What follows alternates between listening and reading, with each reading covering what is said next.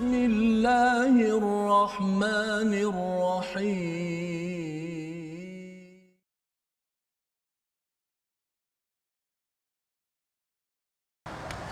أعوذ بالله من الشيطان الرجيم بسم الله الرحمن الرحيم الحمد لله رب العالمين الرحمن الرحيم مالك يوم الدين إياك نعبد وإياك نستعين اهدنا الصراط المستقيم صراط الذين أنعمت عليهم غير المغضوب عليهم ولا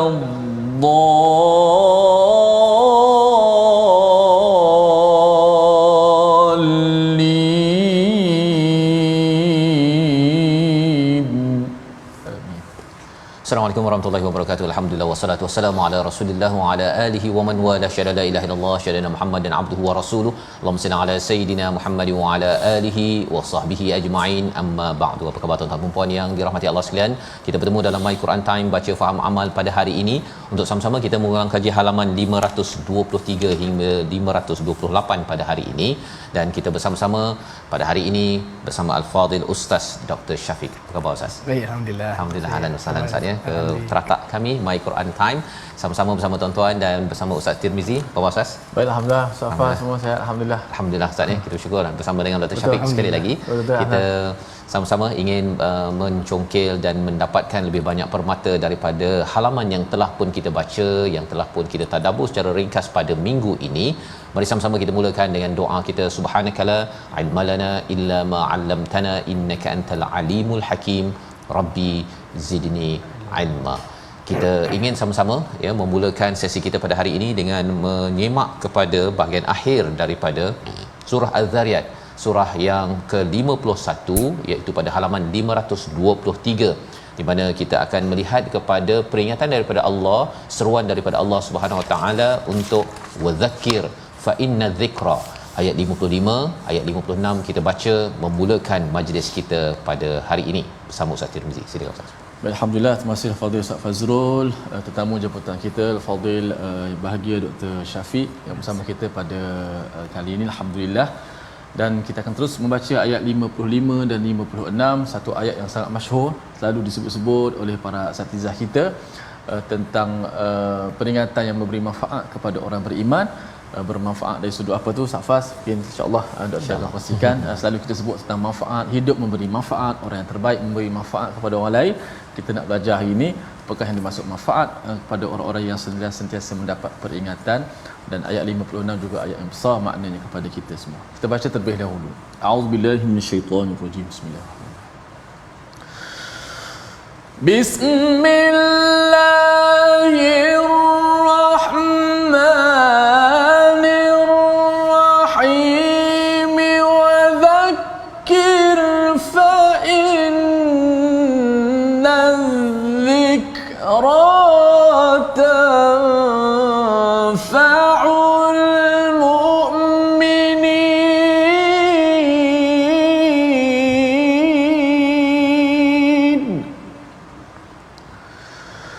وَمَا خَلَقْتُ الْجِنَّ وَالْإِنسَ إِلَّا لِيَعْبُدُونَ. Sadaqallahu. Surah Al-Azim ayat yang ke-55, dan berilah peringatan kerana sesungguhnya peringatan itu bermanfaat bagi orang-orang yang mukmin. Wama khalaqtul jinna wal insa illa liya'budun. Aku tidak menciptakan jin dan manusia melainkan agar mereka beribadah kepadaku. Dalam dua ayat ini mungkin bersama dengan Fadil Ustaz Dr. Syafiq, Ustaz kalau boleh dicerahkan bila Allah mengingatkan kita kepada wadzakir, berilah peringatan, ada klausa bahawa dia akan memberi manfaat kepada orang yang beriman, diikuti dengan wa ma khalaqtul jinna wal insa illa liya'budun, yang amat famous lah ayat ini. Apa munasabah ataupun tanasub di antara ayat 55 hingga 56 ini untuk kita jadikan sebagai panduan bersama? Silakan Ustaz. Bismillahirrahmanirrahim. Alhamdulillah wassalatu wassalamu ala sayyidina Rasulillah wa alihi wa sahbihi wa man tabi'a hudahu wa wala ma'. Terima kasih Al-Fadhil Fazrul dan juga Ustaz Tirmizi, sahabat yang bersama dalam majlis kita pada hari ini. Berkaitan dengan ayat 55 daripada surah Az-Zariyat, Allah Taala berfirman wa dzakkir fa inna dzikra tanfa'ul mu'minin. Dan berikanlah peringatan, sesungguhnya peringatan itu adalah memberikan manfaat kepada orang yang beriman. Kalau kita lihat kepada ayat ini dan keseluruhan surah At-Tur, ya Ustaz Fazrul, hampir keseluruhan surah At-Tur adalah peringatan Nabi kepada masyarakat Arab dengan kisah-kisah terdahulu. Contohnya kita tengok daripada awal surah At-Tur ada kisah tentang kiamat. Mula surah Az-Zariyat tu dah mula tentang kiamat dah. Wadh-dhariyati dharwa. Kemudian disusuli dengan cerita tentang syurga. Innalil muttaqina, Allah Taala sebutkan. Kemudian Allah sebut tentang hak manusia. Selepas tu ada kisah tentang Nabi Ibrahim dengan tetamu yang datang. Kemudian ada kisah Nabi Musa AS dengan Fir'aun, dengan tukang sihir yang beliau hadapi. Ada kisah kaum Ad yang dihancurkan. Kisah-kisah terdahulu itu adalah menjadi peringatan kepada manusia, tetapi yang mengambil peringatan sebenar-benarnya daripada Quran hanyalah orang yang beriman. Kenapa? Kerana keimanan dalam hatinya menjadikan mereka sedar tentang perkata. Kenapa pula orang beriman itu kena diingatkan sedangkan mereka beriman dah? Jawapannya adalah kerana setiap manusia itu mengalami satu sifat, iaitu lalai dan lupa. Dan sifat kelalaian dan kelupaan itu sering perlu dizakir, ingatkan. Soalannya pula timbul, apa yang kita nak ingatkan kepada mereka? Itulah yang telah diingatkan oleh Allah di dalam Al-Quran. Sebahagian ahli tafsir menyatakan wa zakkir bil Quran fa inna dzikra bil Quran tanfa'ul mu'minin. Berikanlah ingatan mereka tentang apa yang ada dalam Quran. Sesungguhnya peringatan yang kamu ambil daripada Quran akan benar-benar diambil oleh yang beriman. Awal surah Al-Baqarah Allah sebut hudan lil muttaqin juga. Zalikal kitabul la raiba fihi hudan lil muttaqin. Artinya seolah-olah Quran ini kalau mereka orang yang bertakwa, mereka akan dapat sebaik-baik hikmah daripadanya. Begitu juga orang yang beriman, peringatan dalam Quran akan dapat diambil manfaat oleh mereka dengan sebaik-baiknya. Kemudian sebesar-besar ingatan kepada manusia, Ustaz Tirmizi, ya, wama khalaqtul jinna wal insa liya'budun, dia kembali kepada asas yang paling besar. Dalam banyak-banyak peringatan ingatkan manusia kepada asal tujuan diciptakan Allah, iaitu mengabdikan diri kepada Allah. Itulah sebesar-besar peringatan. Dan perkataan liya'budun, lam di situ dipanggil lamut ta'lil ataupun illah, iaitu diciptakan jin dan manusia itu tujuannya untuk liya'budun. Cuma liya'budun ni sebenarnya bila orang sempitkan pemahamannya, dia kata maknanya untuk sembahyang saja. Untuk puasa. Sedangkan perkataan abd dalam bahasa Arab artinya al-khudu' wa tazallul, iaitu untuk kamu betul-betul tunduk dan patuh kepada Allah dalam semua kehidupan kamu. Mestilah dilihat apa yang Allah Ta'ala perintahkan kepada kamu. Liya'budun dalam tafsir lain menunjukkan liya'rifun, supaya kamu kenal Allah. Jadi kesimpulannya, kalau kita boleh buat kesimpulan, setiap daripada kita memerlukan kepada tazkirah, peringatan yang selalu. Sebab saya sendiri lupa. Kadang-kadang kita tahu kita hamba Allah, tapi kita lupa kita akan kembali ke akhirat Allah. Kita akan dihisap dalam setiap detik hidup kita. Kita lupa ada orang ingatkan kita. Peringatan itu akan jadi manfaat bagi orang yang beriman. Dan ingatan yang paling besar adalah ingatkan balik kepada manusia. Kita akan kembali kepada Allah dan Allah akan hisap dengan segala perbuatan kita. Kalau kita menjadi hamba Allah, kita akan dibalas dengan balasan yang baik. Illa liya'budun. Dan kenapa disebut jin dengan manusia je? Kerana dua je ini dipanggil sebagai mukallaf. Lembu, kambing tak kena tanya. Tak ada. Jin dan manusia saja. Dan kenapa dimulakan dengan jin? Kerana jin adalah yang terbanyak di kalangan manusia yang diciptakan oleh Allah Subhanahu Wa Taala. Kesimpulannya kalau kita boleh buat adalah kita kena sedar bahawa Allah menciptakan segala benda di dunia ini untuk kita mendapat manfaat. Dan kita diciptakan oleh Allah adalah satu tujuannya untuk kita tunduk dan patuh kepada segala perintah Allah Subhanahu Wa Taala. Barulah kita benar-benar menjadi hamba kepada Allah Subhanahu Wa Taala. Masya-Allah, ya. Jadi itu adalah satu perkara yang amat penting. Kalau awal daripada surah Az-Zariyat ini membawa angin itu menyebabkan debunga jantan betina, dapatlah manfaat kita durian ke mangga ke apa ke. Tapi sebenarnya durian mangga itu yang binatang lain pun boleh makan, Ustaz, ya. Tetapi sebelum bercakap tentang boleh makan itu adalah mengambil peringatan, ya, daripada apa sahaja, daripada alam maya pada ini, daripada sejarah yang ada, agar kita boleh jadi hamba lah. Ya, yang lain itu hamba juga tetapi tidak mengabdikan diri sebenar-benarnya kepada Allah Subhanahu Wa Taala. Jadi ini adalah pelajaran penting untuk kita. Mengambil pelajaran itu adalah satu perkara yang penting daripada setiap apa sahaja yang kita makan, yang kita dapat gunakan, yang dapat kita perhatikan, dan itu adalah untuk membina kehambaan kita pada setiap butir nasi lemak ataupun kuih-tiaw yang kita ambil pada hari ini. Baik, kita ingin pergi kepada surah At-Tur, surah yang bercerita tentang pilihan di antara syurga dan neraka Allah Subhanahu Wa Taala. Ada tawaran daripada Allah. Kita nak baca ayat 21, ayat yang bercakap tentang ayah ibu boleh memimpin kepada anak cucunya masuk syurga sekeluarga, tetapi kita nak melihat bersama dahulu apakah isi ayatnya sebagai ulang kaji pada hari ini. Ayat 21 bersama Al-Fadhil Ustaz Tirmizi. Silakan Ustaz. A'udzubillahi minasyaitanir rajim. Walladzina amanu wattaba'athum tuhum biimanin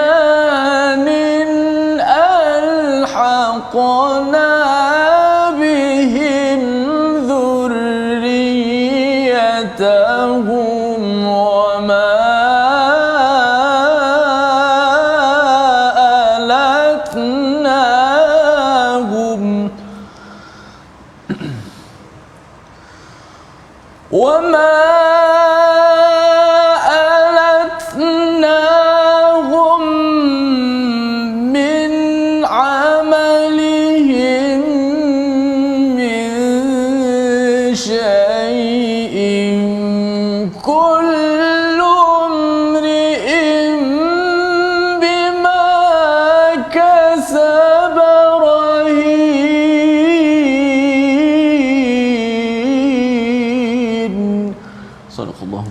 Surah Al-Nazim ayat yang ke-21, dan orang-orang yang beriman beserta anak cucu mereka yang mengikuti mereka dalam keimanan, kami pertemukan mereka dengan anak cucu mereka di dalam syurga, dan kami tidak mengurangi sedikit pun pahala amalan kebajikan mereka. Setiap orang terikat dengan apa yang dikerjakannya. Di hujung ayat 21 ini ada perkataan rahin. Biasanya kita berjumpa dengan kedai rahnu ya, rahnu. Jadi tuan-tuan puan-puan yang banyak emas ya, banyak gelang, yang suka berrahnu ya, rahnu itu ada kaitan dengan rahin. Tapi apa pula kaitannya dengan ayat 21 ini? Bersama Al-Fadhil Ustaz. Terima kasih Ustaz Azrul. Dalam ayat ke-21 kalau kita amati dengan baik, ini ayat yang sangat besar untuk mengajarkan kita membina syurga, membina keluarga di dalam syurga Allah Ta'ala. Kita nak anak kita, isteri kita, kita jumpa balik, dan perjumpaan kita itu di dalam syurga Allah Ta'ala. Bagaimana itu berlaku? Walladzina amanu, dan orang-orang yang beriman, wattaba'athum dzurriyyatuhum, akan ikut keluarga zuriat mereka bersama dia di dalam syurga Allah Subhanahu Wa Ta'ala biimanin, dengan satu syarat, iaitu semua ahli keluarga mereka beriman sebagaimana ayah ataupun suami mereka itu beriman kepada Allah Ta'ala. Sebab itu ketua keluarga ya Ustaz adalah menjadi tonggak kepada kejayaan keluarga itu untuk dipimpin ke dalam syurga. Sebab itu ketika Allah Ta'ala menyebut kepada ketua keluarga, Allah Ta'ala sebutkan wa'mur ahlaka bis-salah. Itu kepada bapa, kepada suami. Suruhlah keluarga kamu untuk salat. Artinya keimanan seorang bapa itu sangat berpengaruh dalam menjaga iman ahli keluarga mereka. Allah Ta'ala sebut kalau anak-anak mereka beriman macam ayahnya beriman, alhaqna bihim dzurriyyatahum. Allah Ta'ala akan sekalikan satu keluarga itu masuk ke dalam syurga. Ahli tafsir, satu perkara yang sangat menarik, ini juga merupakan besarnya kurniaan Allah kepada orang beriman. Ahli tafsir mengatakan kalaulah keluarganya masuk syurga tapi dapat level bawah, sedangkan ayah dan suaminya dapat level atas, Quran kata apa? Alhaqna, daripada bawah tu kami naikkan level yang sama. Walaupun amal dia tak sama dengan level ayah dia, tak sama dengan level suami dia, tapi alhaqna, dia diangkat sampai kepada level yang sama walaupun amalnya tak sama. Walaupun amalnya tak sama, tetapi itu wama alatnahum min amalihim min syai'. Kami takkan kurangkan amal si ayah, kedudukannya, pahalanya, sebab keluarganya dah dinaikkan, sebab ambil dia punya letak tak. Yang dia kekal di situ, kedudukannya kekal di sama taqwa, cuma kami berikan kelebihan keluarga dan anak-anaknya semua dalam level yang sama. Tapi ayat penutup yang Ustaz Azrul sebutkan tadi, ayat ini dia tidak kait dengan cerita yang itu. Ia berkait dengan cerita yang di atas, iaitu cerita tentang azab neraka yang berada di atas, khususnya pada ayat ke-18 sebagai contoh. Kullu mri'in bima kasaba rahin. Akan tetapi orang yang melakukan kejahatan, contohnya ayahnya tak beriman, sedangkan anaknya beriman, maka saat itu perbahasan sudah berbeza. Setiap orang akan dibalas ikut amal dia. Tapi kalau baik, tak. Dua-dua baik. Dua-dua baik, Allah bagi sama pula level walaupun dia buat amal tak sama. Tetapi kalau tak beriman, ayahnya waliyadzubillah kufur, anaknya beriman Muslim, Allah tak akan zalimi anak itu dengan kekufuran ayah. Sebab Allah firman, wala taziru waziratun wizra ukhra. Kesalahan orang itu tidak akan ditanggung oleh orang yang lain. Okey, itu. Jadi di sini menjelaskan kepada kita luasnya kurniaan Allah kepada orang beriman. Sebab neraka disebut sebagai darul adl, tempat untuk diadili, tetapi syurga darul fadl, tempat kurniaan. Bila kurnia tak kisah Allah bagi banyak. Tetapi adil, kamu tak buat tak kena. Kamu buat itu je yang kena. Ini menunjukkan kepada kita luasnya rahmat Allah SWT, dan ia sangat bertepatan dengan hadis Nabi SAW. Nabi sebut dalam sebuah hadis, kata Nabi, man hamma bihasanatin falam ya'malha. Siapa yang ingin buat suatu kebaikan tapi dia tak buat, Allah catat baginya satu kebaikan. Tetapi faman wa man hamma bisanatin fa'amilaha. Siapa yang ingin buat satu kebaikan dan dia buat, Allah catatkan kepadanya 10 hingga 700 kali ganda. Padahal satu dia buat. Tetapi siapa yang inginkan buat satu kejahatan dan dia tak buat, Allah Ta'ala tidak mencatatkan apa-apa kejahatan kepadanya. Maknanya apa? Besarnya kurniaan Allah kepada umat manusia, kepada hamba-Nya. Kalau dia buat baik, Allah boleh balas lebih daripada itu. Tetapi kalau dia buat jahat, Allah adil, hanya balas dengan apa perbuatan jahat dia saja. Ini kurniaan Allah kepada kita. Beza dengan bos, of course, kan? Buat dapat, tak buat tak ada. Tetapi Allah Azza wa Jalla kurniaannya melimpah. Sebab itulah bila kita kenal Allah seperti ini, kecintaan kita kepada Allah lebih daripada kecintaan kita kepada manusia. Kerana kurniaan Allah lebih daripada segala manusia walaupun kita mencintainya. Begitulah tawaran daripada Allah Subhanahu Wa Taala dalam ayat yang ke-21, dan kullum ri'im bima kasaba rahin. Sebentar tadi bila Ustaz menyatakan ini ada kaitan dengan amalan kita, maksudnya dia terikat macam kalau orang rahnu tu dia letak emas dia tu dapatlah duit kan. Maka kalau kita letakkan amal kita, insya-Allah moga-moga kita diberikan rahmat sehingga kan dimasukkan ke dalam syurga sekeluarga. Cuma tambahan Ustaz ya, tambahan sikit je. Pasal di dalam ayat ini dinyatakan walladzina amanu wattaba'athum zurriyyatuhum biiman, ya, dengan iman zuriatnya. Jadi dia punya kaitan pasal suami isteri ni dia bukannya zuriat kan. Jadi suami isteri ni mungkin ayat lain ke, ada boleh ke si suami tarik si isteri naik ke atas ke pasal isteri kurang sikit, ataupun ini tak termasuk dalam ayat ini? Sila. Kalau kita sebut tentang syurga Allah Azza wa Jalla, maka kita memandang kepada fadluhu, kurniaannya, dan saya meyakini bahawa isteri juga termasuk dalam makna itu kerana dia masuk dalam makna ahl. Kerana ada di sana ayat yang lain, tapi saya tak hadir sekarang ayat tersebut yang menyebutkan tentang mereka dan keluarga mereka bertemu. Surah apa? Pendek surah belakang tu, dan mereka bertemu keluarga mereka dalam keadaan bergembira. Allah guna perkataan ahl. Ila ahlihim masrura, lebih kurang begitu ayat ni kan. Mereka kembali kepada keluarganya dalam keadaan gembira, dan di situ kan ahl. Di sini kan zuriyah. Zuriyah di bawah, ahl keseluruhannya. Jadi maksudnya di sini motivasi untuk jaga anak elok-elok, ya, walaupun mungkin anak itu 3-40 kali kena kejut untuk sembahyang subuh, teruskan perjuangan tuan-tuan. Dan di dalam surah lain itu tentang ahl tadi, masrura itu, maka kita juga ada kaitan suami isteri saling berganding bahu untuk memastikan masuk syurga sekeluarga. Mungkin suami kurang sikit, isteri kuatkan amal. Ya, yang penting dua-dua beriman lah, ya. Kalau tidak nanti jadi rahim tadilah, ya, iaitu terikat kepada amal yang ada, yang tidak membawa kepada syurga jika iman tidak menjadi asas dalam sesebuah keluarga. Inilah yang kita belajar daripada halaman 524, dan kita ingin berganjak kepada halaman akhir daripada surah At-Tur. Yang menariknya, di hujung surah ini ada banyak ayat yang bermula dengan am, ya, pada ayat yang ke-32, 33, 35, 36, 37, 38, 39, 40, 41, 42, 43, kan, bertubi-tubi Allah menggunakan am. Apa maksudnya itu? Nanti dulu kita berehat sebentar lah Ustaz, ya. Kita berehat sebentar, kembali selepas ini ke Mungkin Ustaz ambil 2 minit dulu untuk menceritakan am-am yang banyak ini sebelum kita berhenti. Silakan. Kita sebelum kita masuk cerita dia, okay, am ni dalam bahasa Arab dia memiliki beberapa makna. Bahkan dalam hadis, am itu dalam satu bahasa Arab disebut dengan atau. Tetapi ada juga yang menyebutkan am ini dengan kesesuaian makna ini dengan bal, bahkan, dan boleh jadi am juga dengan makna ataf dan. Nanti kita akan tengok dalam konteks ayat lah. Tetapi di sinilah keunikan bahasa Arab yang digunakan perkataan am dan kefasihan yang digunakan pada ayat tersebut, yang sepatutnya dan sebenarnya kepada kita untuk kita cermati kenapakah penggunaan am dan bukan au, dan kenapa pula am dan tidak digunakan kepadanya waw. Wa yaquluna syairun sebagai contoh.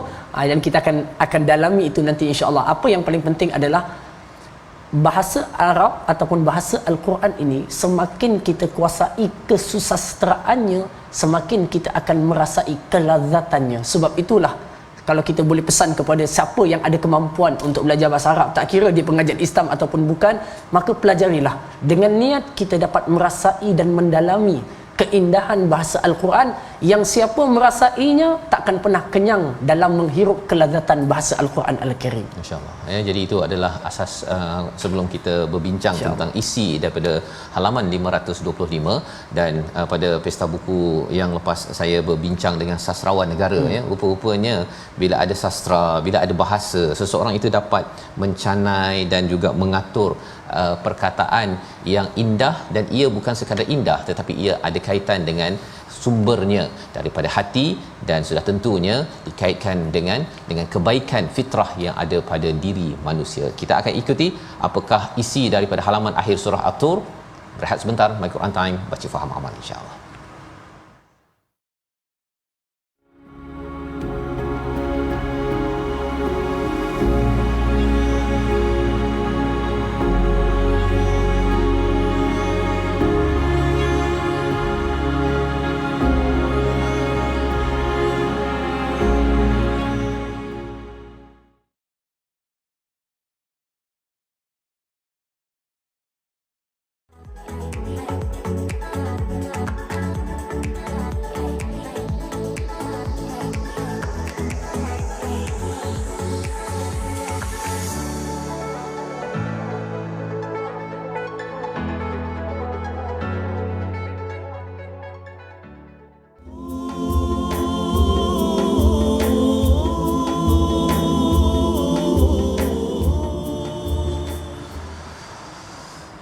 واصبر لحكم ربك فإنك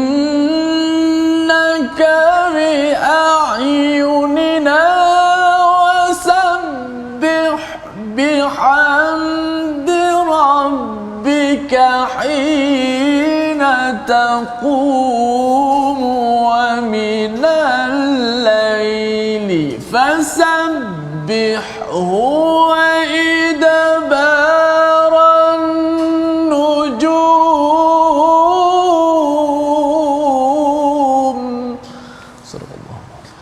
Kembali kita dalam My Quran Time, baca faham amal pada hari ini untuk sama-sama kita melihat kepada muka surat 523 hingga 528, dan kita bersyukur pada Allah Subhanahu Wa Taala kita bersama Fadil Ustaz Dr. Syafiq pada hari ini untuk sama-sama kita melihat kepada bagaimana surah At-Tur memberikan panduan kepada kita antara syurga dan neraka, dan ada hujah-hujah yang dibawakan. Dan pada halaman yang terakhir yang sudah dinyatakan sebelum rehat tadi, bahawa ada perkataan am pada banyak ayat. Maksudnya apa kepentingannya, dan apa kaitan dengan tema surah At-Tur bersama Al-Fadhil Ustaz Dr. Syafiq. Bismillahirrahmanirrahim. Bila kita lihat di dalam ayat yang ke-30 adalah ayat pertama penggunaan am dalam surah tersebut. Cuma ayat 29 kalau kita boleh kaitkan sikit Azrul ya. Allah Taala gunakan fadzakir sama dengan ayat surah Az-Zariyat tadi. Wa dzakkir fa inna dzikra. Seolah-olah bila kita sampai dah ke hujung Quran ni, banyak Allah Ta'ala nak ingatkan kepada kita tentang asas-asas iman balik semula. Dan itu diingatkan dan diulang-diulang. Hatta kisah ini Allah Ta'ala menyebutkan fadzakir fama anta binikmati rabbika bikahinin wala majnun. Dan ingatlah ataupun peringatkanlah mereka, sesungguhnya engkau wahai Muhammad sallallahu alaihi wasallam bukanlah seorang tukang telik ataupun bukan orang yang gila. Allah Ta'ala backup dan membenarkan bahawa Nabi kamu bukan orang seperti ini.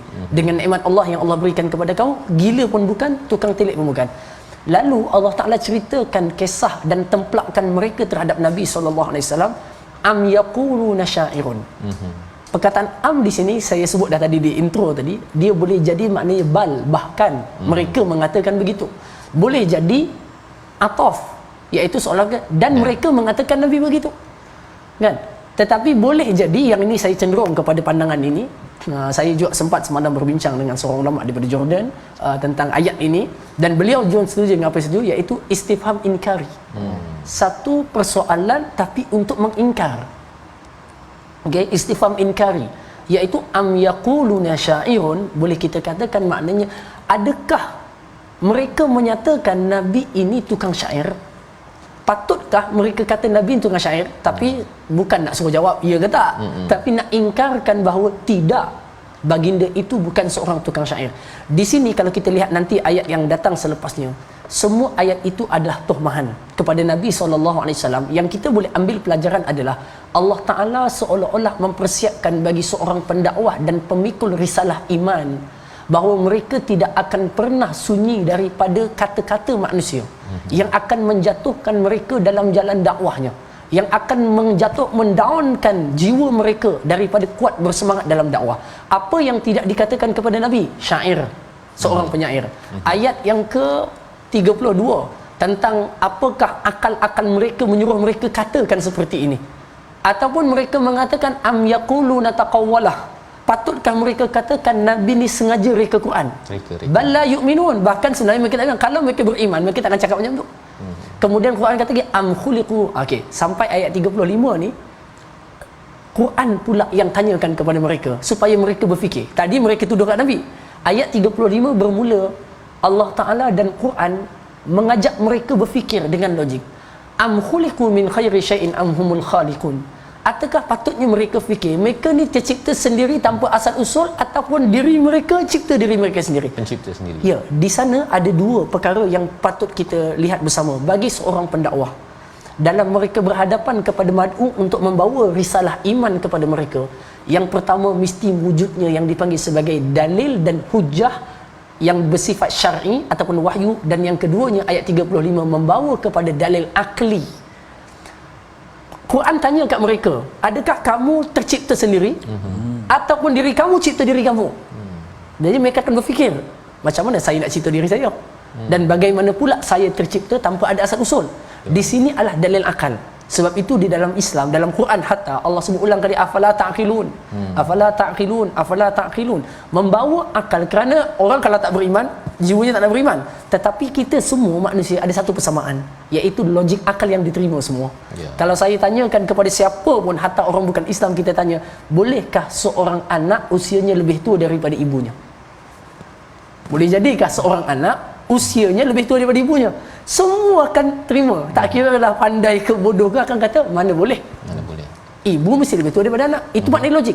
Quran datang dengan dalil kedua, iaitu penghujahan logik akal, untuk bawa mereka terfikir. Sekurang-kurangnya mereka boleh balik ke belakang untuk fikirkan kebenaran Nabi Muhammad SAW.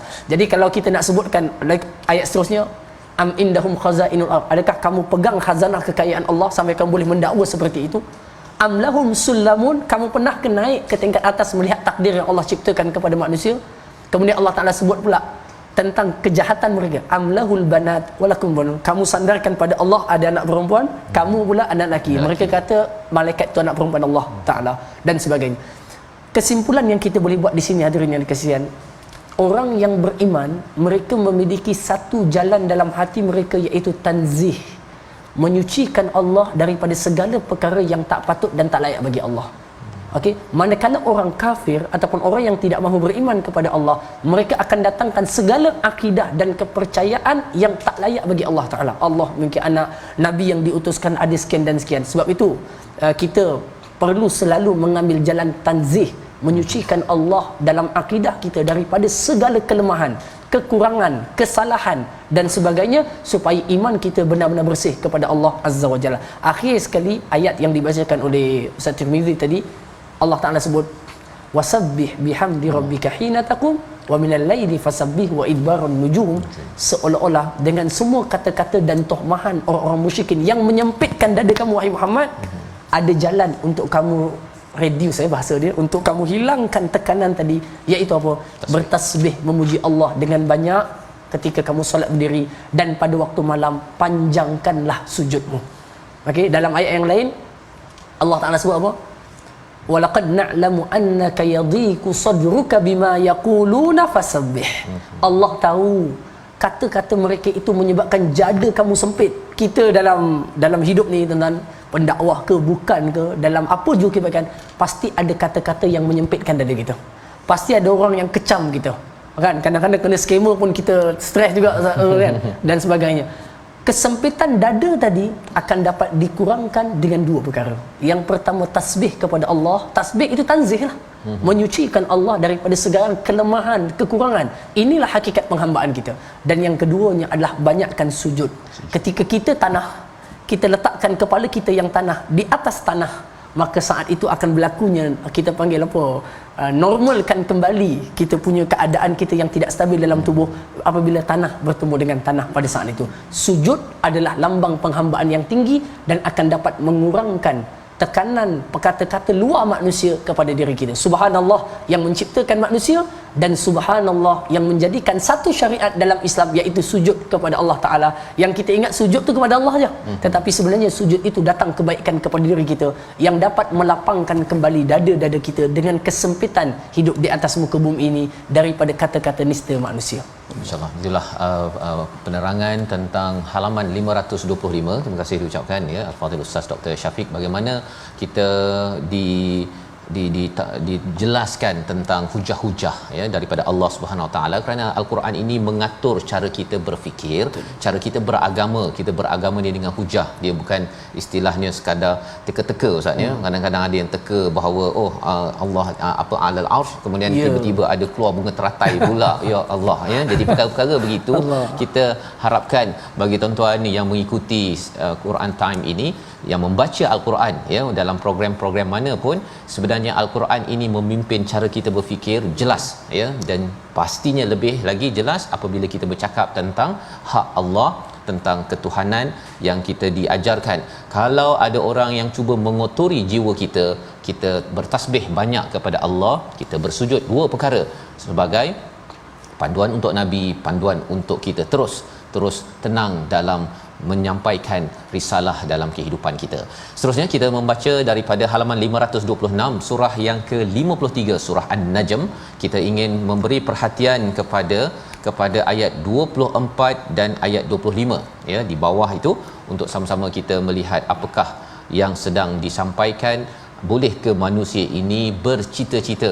Ada adik-adik yang bercita-cita jadi bomber, ada yang nak jadi polis. Adakah tamanna dalam ayat 24 ini ada kaitan dengan cita-cita jadi polis ataupun macam mana? Kita baca dahulu ayat 24-25 bersama Ustaz Tirmizi. Auzubillahi minasyaitanir rajim. Bismillahirrahmanirrahim. Am lil insani ma tamanna,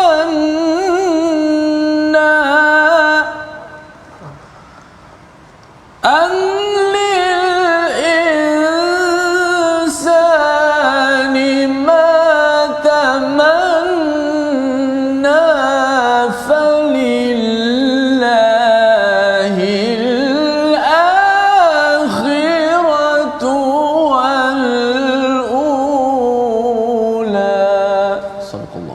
Surah Al-Azim, atau apakah manusia akan mendapatkan segala yang dicita-citakannya pada ayat 24. Ayat 25 tidak, maka milik Allah lah segala kehidupan dunia, akhirat dan kehidupan di dunia. Ada perkataan am sekali lagi Ustaz ya, sama ada dia bal ataupun au ataupun wa, bersama Ustaz Dr. Syafiq. Bismillahirrahmanirrahim. Alhamdulillah. Ayat yang ke-24 digunakan perkataan tamanna ataupun cita-cita. Saya sebelum masuk kepada faedah dan pelajaran daripada ayat itu, saya suka untuk kita lihat kepada makna ayat yang memberikan makna yang sebenar kepada kita dalam konteks ayatnya sendiri. Kalau kita lihat kepada ayat-ayat sebelumnya, Allah Ta'ala ceritakan tentang sifat-sifat golongan musyrikin yang suka mengambil Tuhan daripada berhala. Kan? Afara'aitumul Lata wal Uzza, ayat 19. Wa manata tsalisatal ukhra. Alakumudz dzakaru wa lahul untha. Kamu ambil yang lelaki, bagi Allah itu yang perempuan. Tilka idzan qismatun diza. In hiya illa asma'un sammaitumuha antum. Semua Tuhan ini kamu yang bagi nama, kemudian kamu sembah. Kamu bagi nama, kamu sembah. Semua logik akal yang tak patut bagi mereka. Tuhan mereka, mereka bagi nama. Lepas tu dia sembah Tuhan itu. Sedangkan nama Tuhan tu dia yang bagi. Jadi ini menunjukkan kepincangan akal mereka, bukan jiwa, bahkan akal mereka. Bagaimana Tuhan itu dia yang berikan nama dan dia sembah. Kemudian Allah Ta'ala sebutkan pada ayat yang ke-23, in yattabi'una illa dhanna wa ma tahwal anfus. Tahwal anfus ni apa yang mereka inginkan oleh nafsu mereka, mereka ciptakan Tuhan mereka nak. Mereka buat keinginan baru. Bahkan agama-agama baru yang berkembang dalam dunia hari ini semua datang dengan keinginan nafsu mereka. Maksudnya apa? Ketika Allah sebut amlil insani ma tamanna, baru masuk ayat dia. Dalam konteks makna dia, adakah bagi manusia itu apa yang mereka nak? Nak di sini ahli tafsir menyebutkan banyak makna. Di antara yang paling popular adalah mereka setelah ada Tuhan, menamakan Tuhan, mereka kata apa? Tak apa, kita sembah Tuhan ini, nanti di akhirat berhala-berhala ini akan bagi syafaat kepada kita. Itu dia punya angan-angan dia. Tamanna dia. Dia kata kamu, kita dah buat Tuhan, kita ada Tuhan 2, 3, 4. Tuhan ni besok apa pun berlaku jangan takut. Dia akan tolong kita, bagi syafaat kita. Dia sendiri buat teori ya. Dia buat teori. Kan?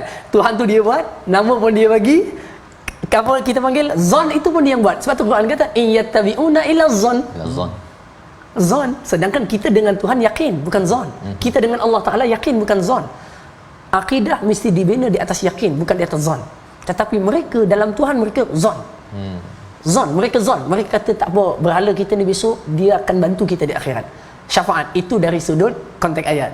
Kita keluarkan itu dalam konteks kehidupan yang tak maksud tadi, boleh tak nak berangan jadi bomba? Macam berangannya mereka akan selamat di akhirat nanti dengan syafaat berhala-berhala mereka. Hadirin dikasihi, kalaulah yang dimaksudkan itu adalah cita-cita, maka itu satu perkara yang diharuskan.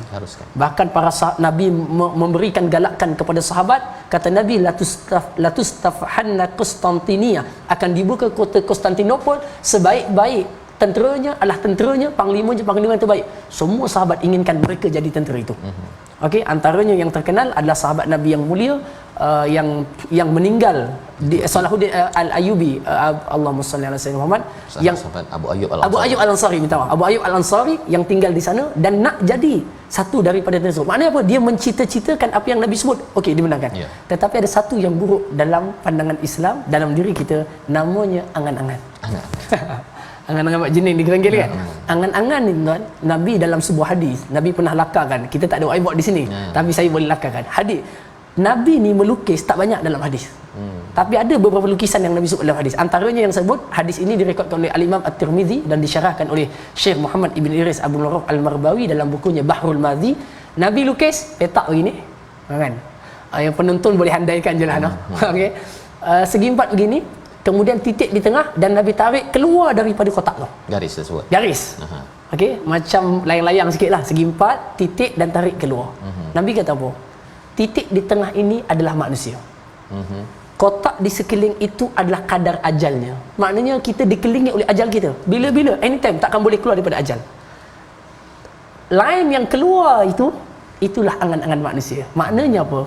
Manusia kadang-kadang memiliki angan-angan lebih jauh daripada usia yang Allah tetapkan bagi dia. Jangan jauh-jauh, kita sendirilah kadang-kadang Ustaz Fazrul kan. Mungkin Ustaz Fazrul ada terangan nak jadi Perdana Menteri ke contohnya kan. Kan kadang-kadang sedangkan kita tengok umur kita sempat ke nak bertanding berapa raya ni lagi kan. Contohnya, kadang-kadang kita nak jadi seperti itu dan ini angan-angan yang tidak disebut dengan satu usaha ataupun perkara yang dipuji dalam Islam adalah perkara yang sebenarnya buruk. Kenapa? Angan-angan akan hilangkan tazkirah tadi yang di depan tadi, fadzakir fa inna dzikra tanfa'u ini. Kerana angan-angan yang panjang akan menjadikan mereka lupa tujuan mereka adalah datang diciptakan Allah. Kenapa? Angan-angan yang panjang. Sebab itu dalam kitab-kitab tazkiyah ataupun tasawuf ada satu bab iaitu qat'ul amal, pendekkan angan-angan. Banyakkan harapan. dan besarkan langkah usaha dan cita-cita. Itu betul. Semangat yang tinggi betul. Tetapi angan-angan yang panjang akan menjadikan kita punya ketamakan bertambah. Betul. Dalam saya minta maaf dalam sebuah hadis tentang apa ni, angan-angan buat taman ala Allah tu. Orang yang cerdik, orang yang sentiasa mendana nafsah. Dan lawan tadi tu Wa tamanna 'ala Allahi ta'amani. Maknanya apa maksud angan-angan kat situ? Okey, apa? Nabi sebut dalam hadis al-kayyisu man dan ini dua moderator ni. Ya, okey. Sama dia. Al-kayyisu man dana nafsah wa amila lima ba'dal maut. Orang yang cerdik ni, orang yang selalu hitung diri dia. Kan, hitung diri dia, dia kata banyak kurang, hak Allah yang belum kurang, hak manusia, dosa kepada manusia, ya, dan sebagainya. Kemudian Nabi kata apa? Orang yang bodoh pula, yang tadi pandai, orang yang bodoh pula, mereka yang melakukan pelanggaran kepada perintah Allah, buat dosa, maksiat dan lain sebagainya, tapi dia ada wa tamanna 'ala Allahil amani. Dia angan-angan tak apa, Allah Taala dengan luas rahmatnya dia akan ampunkan saya walaupun saya berdosa. Kan? Dia berangan tapi dia tak bertindak dengan amal soleh. Berbeza dengan orang beriman. Dia nak kata macam tu boleh, tapi dia buat amal, dia kata insya-Allah mudah-mudahan apa yang aku dah buat ni berhijrah dan bertaubat, Allah ampunkan. Tapi orang yang jahil tak.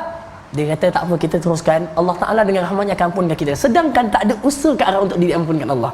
Maka dia sekadar angan-angan saja, tanpa sebarang satu langkah yang dibuat untuk dapatkan pahala Allah. Alamat jenis boleh sebut. Itulah cerita dia. Itulah maksud di tamanna sebentar tadi untuk kita jelas Ustaz ya.